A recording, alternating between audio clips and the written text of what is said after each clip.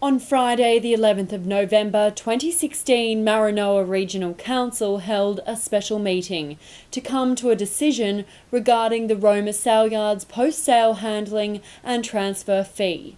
The meeting was opened by Mayor Tyson Golder, then the floor was open to councillors to move a motion regarding the proposal to bring forward consideration of results to date from the Roma Saleyards consultation decision in relation to the new fee and Council's consultation process.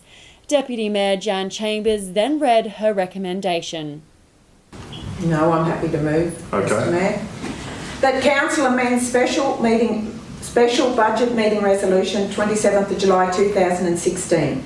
That the post-sale handling and transfer fee, including NLIS, be removed from the 2016-17 fees and charges schedule and refunds be provided to those who have paid. Amend Council meeting resolutions 12th of the October 2016. That Council undertake consultation with and provide information to buyers, vendors and agents on the future recovery of costs associated with the facility and services provided by Council, with the results to date to be considered at a special meeting today, the 11th of November 2016, to provide earlier certainty for all Saleyards users. Work with developing an agreement with the Roma selling agents to supplement the approval process under subordinate local law number 1.17, sale or consignment of stock at a saleyard, 2011, and further that the roles and responsibilities detailed in the agreement form part of Council's quality manual for the operation of the saleyards. Council consider the information received after the close of the 12th of October 2016 Council meeting from the Roma Livestock Agents Association about the approval conditions and any other feedback from individual agents or agencies. Confirm that 2 agents currently have permits in place to sell at the Roma Saleyards and note receipt of the insurance details from an additional 5 selling agents as an interim step to seeking approval to sell cattle at the Roma Saleyards. That Council note that the fees applicable for the vendors and buyers combined are below the projected cost to Council in providing the facility and services. And I will repeat that one again because it was in 2 resolutions. That Council note that the fees applicable for the vendors and buyers combined are below the projected cost to Council in providing the facility and services. That debt recovery continue for any other saleyard fees and charges outstanding in accordance with Council's debt recovery process. That Council proceed with the revised signage as a matter of priority with the final wording circulated to councillors for approval prior to it being erected. That Council implement a multi-step process to address current concerns in relation to the Roma Saleyards and Council's consultation processes by way of the following steps.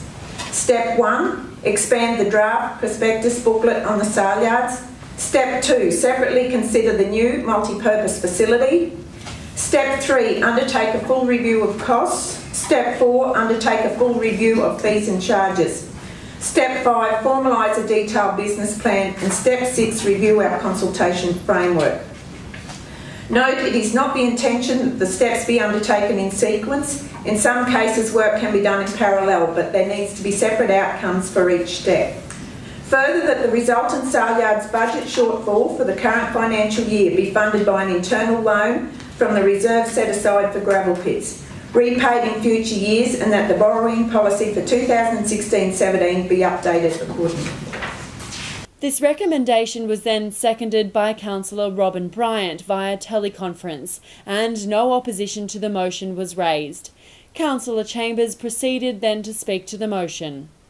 A recommendation on the fee was received from the Saleyards Advisory Committee in May 2016. This was at a critical time in Council's year, as it was when Council's budget deliberations were underway. Many are not aware that there are strict legislative timeframes and requirements around when and how Council adopts its annual budget. For this reason, and with no malintent intended, Council considered all requests and recommendations from all sources as part of its budget deliberations. The introduction of the new fee was one of those recommendations. As there was consensus at the Advisory Committee meeting comprising a cross-section of Saleyard stakeholders, there was no early flag to Council that there would be any major concerns about the concept of the fee. Since consideration and adoption of the annual fees and charges schedule for 2016-17 on the 27th of July 2016, other matters started to be raised with Council, including but not limited to the value of the fee, the collection of the fee and the notice to the industry. In reflecting on what sale yards users have said to me, there are some things that I would have done differently. Given the information that we now have before us, I will take these suggestions forward for future discussions at Council, not just in relation to the Roma sale yards. These are: 1. There is a need to provide key information about major changes. Over recent weeks, I have heard that some have formed the view that Council doesn't know its costs or things have been mismanaged.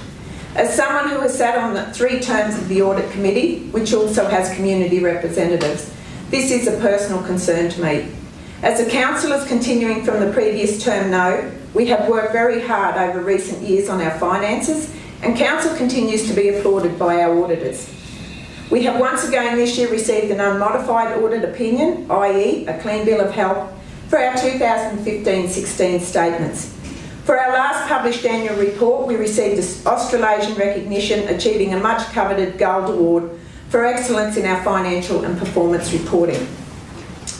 It was evident during the consultation that many are still not aware of how far we have come in our financial management, despite our best endeavours to share this information with our community. If more knew, I am sure any residual concerns they have would simply disappear. Yes, there are challenges that we currently face as the economic conditions around us change, but we are working together to respond accordingly. Interestingly, we have also received a number of suggestions during the consultation for what Council should do. However, Council has already done some of these. This has identified for us those areas for which we need to undertake additional communication. The consultation has also provided valuable insight into the types of information that the sale yards users are interested in. We can now focus our communications on those particular areas, providing more information about the solid work that has been happening in the background from a strategic, operational and financial perspective. 2. A lead time is required for implementation of major changes. In making its original decision, Council considered that there was no flag or signal in May about potential concerns, and were aware that this type of fee is not new to the industry across Australia.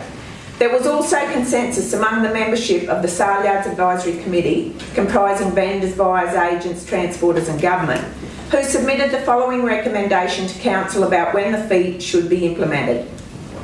That the fee be included in the upcoming Council budget and commence at the first sale of the 16-17 financial year.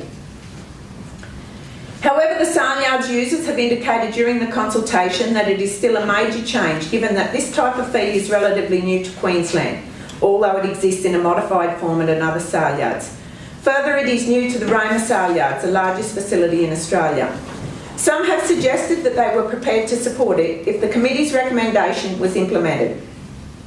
However, the opposition increased when the fee of $1.40 plus GST was included in the 16-17 budget based on costs projected for the coming year. For these reasons, going forward, there needs to be more time for communication to occur about any major changes to how we operate, time for any change to be factored into individuals' own businesses, and additional input if Council's proposed decision is different from the committee's recommendation. A number of matters on the table are clouding a robust discussion about the merits or otherwise of the fee. During the consultation, it was evident to me that there wasn't consensus amongst any of the groups of stakeholders. There were different perspectives of individuals within and across groups, example agents, vendors, buyers, and also numerous perspectives on current matters being considered at the sale yards. For example, on the fee alone, we have heard multiple views including not opposed to the fee, just how it was implemented, need to get rid of the fee, need a moratorium on the fee this year, support the fee at the value originally recommended by the Sale Yards Advisory Committee, happy to pay so long as everyone pays. Similarly, there were a number of views provided during the consultation about the following: new multi-purpose facility, Sale Yards precinct developments, cost recovery for the Sale Yards facility and services, service standards, updated permit conditions for selling agents, collection of the fee, value of the fee, user pays, advisory committee membership and purpose, consultation methods for major changes. Recognising that some of the questions and views raised with Council were of a contractual or commercially sensitive nature, there may be instances where it is not appropriate to share particular information with the broader market, particularly given that the Roma sale yards competes with other sale yards across Australia. However, in relation to a number of issues mentioned, Council could provide further information and separately consider the feedback provided. 4. Where there is a major change proposed, we need to provide opportunities for broader input in addition to the input from stakeholder group representatives. As evidenced by the events of the last few months, there have been different views within and between groups of stakeholders and their representatives. We have seen in this particular case where additional individual views came to the forefront after the decision was made. Going forward, Council could consider a number of avenues of consultation for major changes and provide opportunities for broader input by all stakeholders in addition to group representatives. Was there anything everyone agreed on? The only thing that there seemed to be consensus on is that if the current emotion, misunderstandings and misinformation that is circulating about the sale yards operations continue for much longer, damage may be done to the Roma sale yards. This is not in the interest of any of the sale yard stakeholders, be they the residents of our region, vendors, buyers, agents or the broader cattle industry. Proposal. It is proposed that the resolutions of the special budget meeting and the council meeting on the 12th of October be amended as per attachment A. Please note in particular that I am recommending that the post-sale handling and transfer fee, including NLIS, be removed from the 2016 fees and charges schedule. If the fees are deleted, there would no doubt be a question. What about the people who have paid? My view is that if we are going to remove the fee from the schedule, it should be effective from the 1st of July 2016. Many people have paid and paid in good faith. I personally wouldn't like Council to disadvantage those who have supported the Roma sale yards by making payment upon receipt of the invoice from Council. I further recommend that Council implement a multi-step process to address current concerns in relation to the Roma sale yards and Council's consultation processes by way of the following steps. Step 1, expand the draft prospective booklet on the sale yards. In particular, further detail could be provided about how much it costs to run the sale yards, what services and levels of service are provided for the various fees and charges, how much is earned from the sale yards using last financial year actuals and this financial year projected as an example, how the sale yards funds are accounted for, the plans and actions taken in relation to the sale yards precinct developments. Council would of course need to be mindful of any commercially sensitive or contractual information that needs to be kept confidential. Step 2, separately consider the new multi-purpose facility. This could include who is proposed to be users of the facility and how it is proposed to be funded. There were some concerns raised during the consultation that it would simply be a facility for tourists. Step 3, undertake a full review of costs. The whole of Council is undertaking a tightening the belt initiative to respond to the quieter economic times. Through the sale yards consultation, sale yard users are also asking us to have a closer look at costs before considering any changes to fees and charges. This would ordinarily have been done as part of the quarterly budget reviews. This may also involve a review of how costs are broken up in the management reports to clearly link them to the service provided and who is using the service. Step 4, undertake a full review of fees and charges. At a recent Sale Yards Advisory Committee, it was recommended that the fee be terminated at the 1st of December 2016 and that a full review of the fees and charges be undertaken. Whilst I'm suggesting an amended date of the 1st of July 2016, I concur with the recommendation for a full review of the fees and charges. Step 5, formalise a detailed business plan. Council has done a lot of work to date on elements of a business plan. It is timely to collate that into a single document and update any aspects for the changed environment or industry forecasts. Review our consultation framework. This could include a detailed analysis of all of our stakeholder groups for each part of Council's operations, including better understanding the needs and expectations of interested parties, stakeholders, within the context of the sale yards operations. What level and type of consultation is needed on particular matters. In the case of the Roma sale yards, this will give important information to help to track, capture and retain the support of all the parties that are critical to the ongoing success of the sale yards. Funding deficit. If the fee is removed from the 2016-17 budget, based on current estimates, there will be a projected deficit or funding shortfall in the order of $364,000. Many sale yards users are not aware that if the post-sale handling and transfer fee wasn't introduced, the increase would have needed to be added to the vendor fees. The reason being that during the drought, Council refrained from the required increases in the vendor fee so as not to add pressure to residents already under severe distress. This means that revenue did not keep up with costs, i.e. costs understandably continued to increase as they are not linked to climatic conditions. Many stakeholders who were also not aware that we went to the market in 2015 and 2016 for 2 new tenders as the previous contracts had expired. Whilst Council picked the best value for money tenders, it still meant an increase in costs. This means there are financial considerations that need to be addressed. With that in mind, and to allow the proposed steps to occur, it is recommended that the sale yards borrow funding in the current financial year from the reserve set aside for gravel pits. This could be repaid from sale yards operations in future years once we undertake the actions the community has asked of us. The borrowing policy for 16-17 would need to be updated accordingly. Golden egg. Some comments have been made about Council killing the goose that laid the golden egg. From my perspective, as the budget for this year reflects, there is no golden egg. Whilst there are fees, there are also costs associated with services that many didn't know that Council actually provides. Irrespective of what might have occurred in earlier years, any net result is now reinvested into the sale yards operations. As a councillor over many years, the issue above all else has weighed on my mind heavily. I know that we are custodians over a facility that is incredibly important to the region and the broader industry. But at the same time, sometimes difficult decisions need to be made to ensure that it continues to be sustainable into the future. In my mind, there was no intent to cause harm or damage. Backing down. Some may consider this recommendation a back down or a rollover. Please be assured that it is neither of those cases for me personally.